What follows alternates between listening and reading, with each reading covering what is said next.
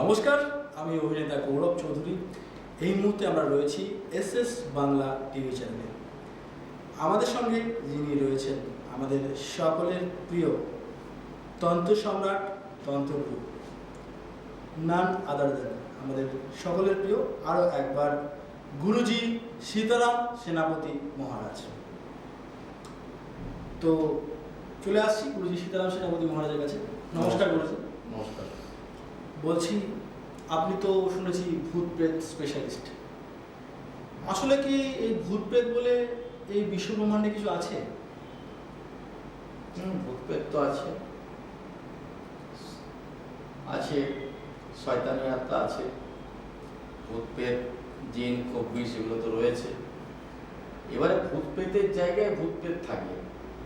আমরা তো আর ভূত প্রেতকে যখন তখন পাবো না, কারণ আমরা দিনের বেলা যখন জেগে আছি ভূত প্রেত এখনো কিন্তু শুয়ে আছে। ঠিক রাত্রি 12টার পরে তারা প্রেতাত্মা জাগে, বিভিন্ন জায়গায় থাকে।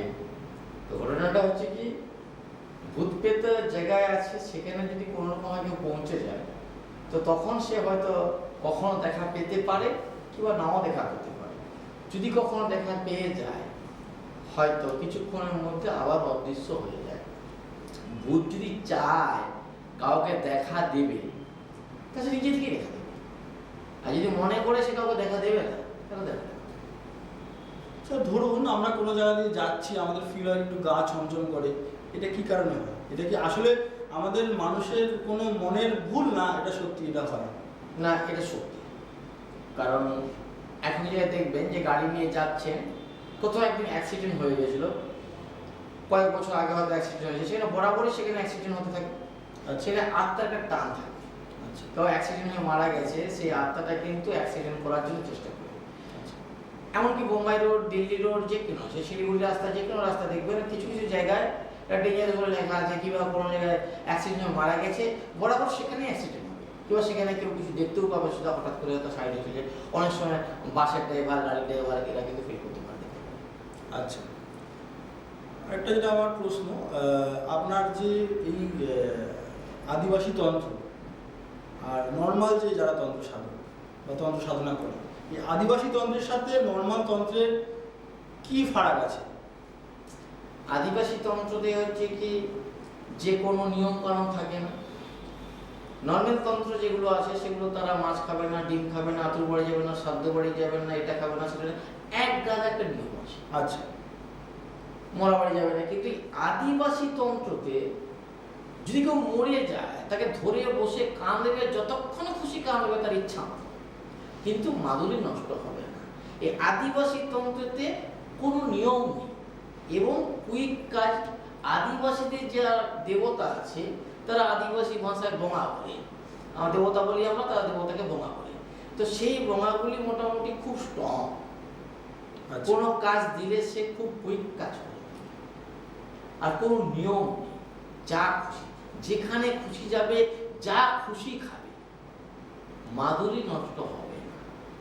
আর সবচেয়ে বড় কথা কি, নর্মাল তন্ত্র যার কাজকে, সেই জ্যোতিষের কাজকে যাক কিংবা তান্ত্রিকের কাজকে যাক, যারই কাজকে যাক না কেন, আপনাকে একটা নিয়ম দিবে, আপনাকে জব দেবে, 1 লাখ জব করতে হবে। একটা বশীকরণের জন্য কারো কাছে গেছে, তাকে 1 লাখ জব করতে দিয়ে দিয়েছে। 1 লাখ জব করতে গেলে তার হয়তো 1 বছরও সময় লেগে যাবে, ঠিক কি 6 মাস সময় লাগবে। 6 মাস সেই মেয়েটাকে আলমারিতে গুছিয়ে রাখবে যে ওর জব শেষ হয়ে গেলে তারকে তন্ত্র ক্রিয়া করে নিয়ে যাবে। কিন্তু আদিবাসী তন্ত্রতে এই নিয়মটা নেই। জপও করতে হবে না, কিচ্ছু করতে হবে না, কোনো জিনিস দিলে খাইয়ে দাও, না হলে লাগিয়ে দাও, শেষ। 1 সপ্তাহের মধ্যে কাজ শেষ। আচ্ছা, এই যে প্ল্যানচেট ব্যাপারটা, এটা কি আমরা শুনেছি পরলোকের বাসিন্দারা প্ল্যানচেটের মাধ্যমে আমাদের পৃথিবীতে নেমে আসে, নেমে এসে বিভিন্ন প্রশ্নের উত্তর দেয়, এটা কি ভাওতাবাজি নাকি সত্য? এবারে আমি বলবো যে এই তন্ত্রর কাজে 100টা লোকের মধ্যে 90 থেকে 95টা নাম্বার 1 চিটিংবাজ। তন্ত্রের তো জানে না, কিবা বদমাশি করছে, কাজ করতে পারছে না। কিন্তু কিছু লোক ভালো আছে, কিছু তান্ত্রিক ছিল, বয়স্ক তান্ত্রিক, তারা মরে গেছে। তো কিছু লোক বেঁচে আছে, তাদেরকে বেঁচে তার কাছে যদি যাওয়া যায় তাহলে কাজ হবে। প্ল্যানচেট হয়, কেন হয় না? প্ল্যানচেট বৈজ্ঞানিক পদ্ধতিতে প্ল্যানচেট হয়, তন্ত্রক্রিয়া করে প্ল্যানচেট হয়, আত্মা নেমে আসে। এবারে এই বিষয়ে যারা জানে তাদেরকে ছাড়া আমি বলবো নর্মাল ব্যক্তি কেউ জন্য প্ল্যানচেট করে।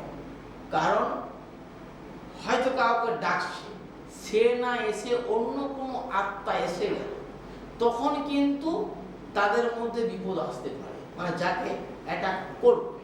ধরো কেউ স্বপন মারা গেছে, স্বপনকে ডাকছে, স্বপন মুখার্জিকে ডাকছে, হয়তো স্বপন কুমার এসে গেছে, তা সেই ক্ষেত্রে হয়তো অসুবিধা হবে। যার জন্য জানা লোক ছাড়া প্ল্যানচেট করা উচিত নয়। প্ল্যানচেট হয়, আমিও প্ল্যানচেট করি। আচ্ছা, প্ল্যানচেটটা আসলে সত্য। সত্য।